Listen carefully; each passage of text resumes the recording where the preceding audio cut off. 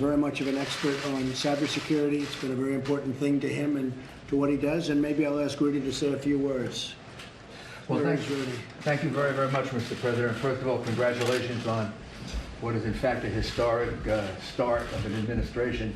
I've never seen so much done in so short a period of time than ever. I was in the early part of the Reagan administration. Used to sit in this room every Thursday, and I remember how fast they got off to a start, and you're about 3 times ahead of them.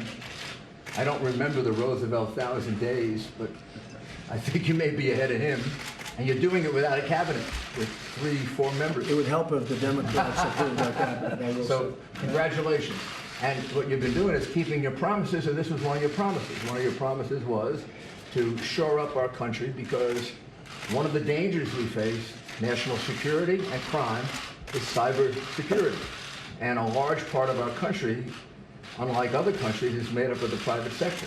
And the private sector is wide open to hacking, and sometimes by hacking the private sector, you can get into government. So we can't do this separately, and you were wise enough to decide that we should have a council where we can bring in the private sector. They can explain to you the problems they have. They can explain to the administration the solutions they have, which in some cases may be better than the government's. In some cases, they may not be as good as the government's. Plus, we can search around the world, including in countries like Israel and places where they're doing a lot of advanced cybersecurity analysis. We can look for long-term solutions. So here, you're addressing not only a national security problem, but you're addressing the fastest growing form of crime in America, which is cyber theft. It's growing faster than any other crime.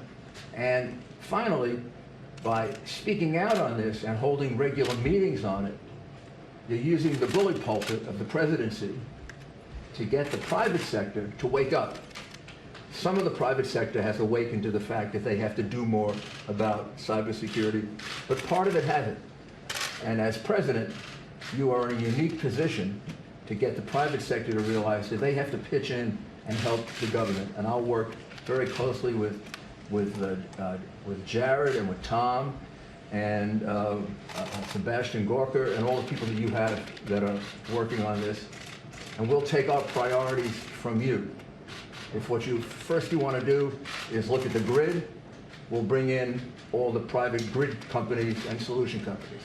If you want to look at financial institutions, we'll do financial institutions. If you want to look at hospitals, we'll bring in hospitals. But we'll let you set the priorities so we can have a very, very close working relationships. And congratulations on fulfilling another one of your campaign promises. Well, thank you very much, Rudy. I appreciate it, and I know you're going to do a great job. And you formed a committee, and we're going to go into great detail, and we'll have it up and running, and we'll be doing something very special in many ways. I want to just thank Senator Dan Coats. Thank you very much for being here, Senator. Would you have anything to say about cyber? Clearly, it's risen to a top priority because of the impact that it can have. My job, if confirmed, and I'm not confirmed yet. I have a feeling you'll make it. Well, I hope so. My job is to make sure the intelligence community provides every bit of intelligence that they can so that the policies that can be affected are the right policies to deal with this. I think this is an enormous challenge, but one that is a significant threat to our country and something that needs to be, we have to get after this right away. Well, I want to thank you for your service and thank you for everything you've done, even over the last week.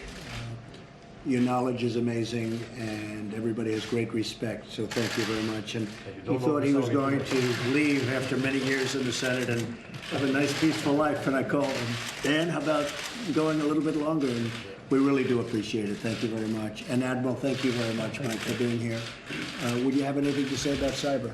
Other than, as Mr. Giuliani indicated, I believe the key here is going to be partnerships between the private sector and the government. It's our ability to bring together the capabilities of both. That's the sweet spot. Good. Well, we'll do that. And as you know, John Kelly just gave a very long news conference and a very, very good one, an effective one. And while he's warmed up, You might as well go for another 1 minute or 2 minutes. I had a lot of things to say about cyber, but I think I'll just learn at the feet of the wise men here. It's going to have a lot to do with the border and with, really, if you think about it, a lot to do with what you're doing. So it's going to be very important. Well, thank you all very much, and we're going to have a meeting, and we're going to get it going. Thank you, John. Mr. President. 1 second, I would just like to point out one person. How are you going to get them through? General Keith Alexander. Hold it 1 second, Rudy was just saying one thing. General Keith Alexander is probably the person who knows the most about cybersecurity of anyone that I know. I've heard that. And he, I hope, will play a very, very big role in this.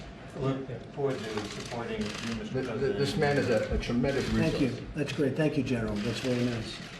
And we'll see you in a little while. We'll be announcing a Supreme Court justice who I think everybody is going to be very, very impressed with. So we'll see you at about 8 o'clock. The Democrats guy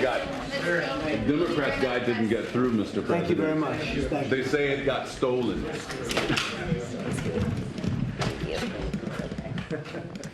That was President Trump meeting with cybersecurity experts. He's expected to sign a new order on threats.